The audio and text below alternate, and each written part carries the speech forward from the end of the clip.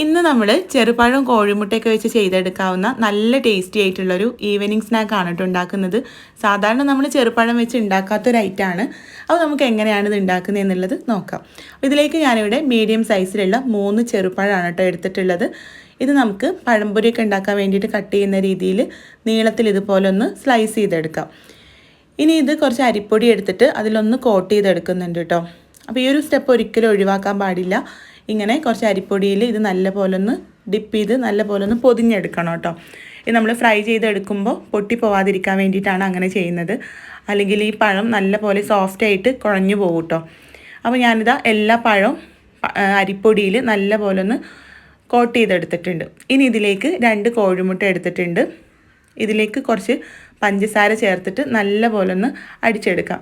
ഞാനിവിടെ 1.5 table spoon പഞ്ചസാരയാണ് കേട്ടോ ഇതിലേക്ക് ചേർക്കുന്നത്. എന്നിട്ട് ഈ കോഴിമുട്ടയും പഞ്ചസാരയും കൂടെ നല്ലപോലെ ഒന്ന് ഒരു ഫോർക്ക് വെച്ചിട്ട് അടിച്ചെടുക്കാം. ഇതിന് പകരം എല്ലാ ഇൻഗ്രീഡിയൻസും മിക്സിയുടെ ജാറിലിട്ടൊന്ന് കറക്കിയെടുത്താലും മതി കേട്ടോ.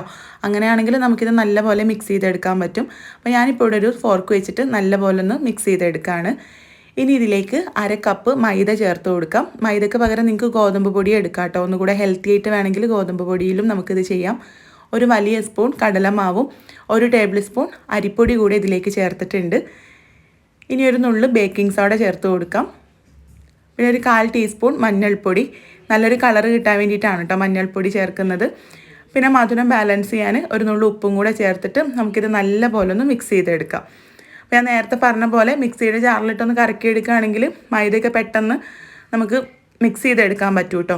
ആവശ്യത്തിനുള്ള വെള്ളം കൂടെ ചേർത്തിട്ട് നമ്മൾ പഴംപൊരിയൊക്കെ ഉണ്ടാക്കാൻ മാവ് ഉണ്ടാക്കൂലേ, ആ ഒരു രീതിയിൽ നമുക്ക് മാവ് റെഡിയാക്കി എടുക്കാം.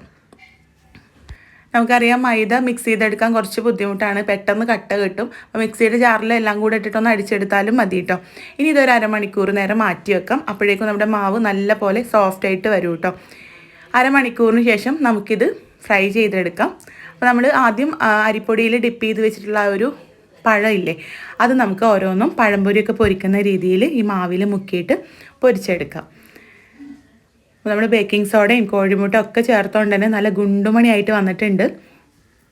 അപ്പോൾ ബേക്കിംഗ് സോഡ ചേർക്കണമെന്ന് നിർബന്ധമൊന്നുമില്ല കേട്ടോ. ഒന്നുകൂടെ മാവ് സോഫ്റ്റ് ആവാൻ വേണ്ടിയിട്ട് ചേർത്തതാണ്.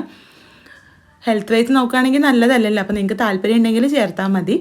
കണ്ടോ, നല്ല ഗുണ്ടുമണിയായിട്ടുള്ള ചെറുപഴം കൊണ്ടുള്ള പഴംപൊരി റെഡി ആയിട്ടുണ്ട്. നമ്മൾ സാധാരണ നേന്ത്രപ്പഴം വെച്ചിട്ടാണല്ലോ പഴംപൊരി ഉണ്ടാക്കുക. ചെറുപഴം വെച്ച് എത്ര ഉണ്ടാക്കിയാലും ശരിയാവില്ല. പിന്നെ ഉണ്ടാക്കുമ്പോൾ അരിപ്പൊടിയിലൊക്കെ കോട്ട് ചെയ്തെടുത്ത് ഇതുപോലെ ഒന്ന് ഉണ്ടാക്കി നോക്കൂ കേട്ടോ. ആ ഒരു കോഴിമുട്ടയൊക്കെ ചേർത്ത മാവായതുകൊണ്ട് തന്നെ നല്ല ടേസ്റ്റാണ്. നിങ്ങൾക്ക് എന്തായാലും ഇഷ്ടമാവും. അപ്പോൾ ട്രൈ ചെയ്ത് നോക്കുന്ന സമയത്ത് ഫീഡ്ബാക്ക് അറിയിക്കാൻ മറക്കരുത്. കൂടുതൽ വീഡിയോസിനായിട്ട് നമ്മുടെ പേജ് ഒന്ന് ഫോളോ ചെയ്യാം കേട്ടോ. എനിക്ക് പേഴ്സണലി നേന്ത്രപ്പഴം വെച്ചിട്ടുള്ള പഴംപൊരിയേക്കാളും ഇഷ്ടം ഈ ഒരു ചെറുപഴം കൊണ്ടുള്ള പഴംപൊരിയാണ് കേട്ടോ. അപ്പോൾ നിങ്ങളൊന്ന് ട്രൈ ചെയ്ത് നോക്കണേ.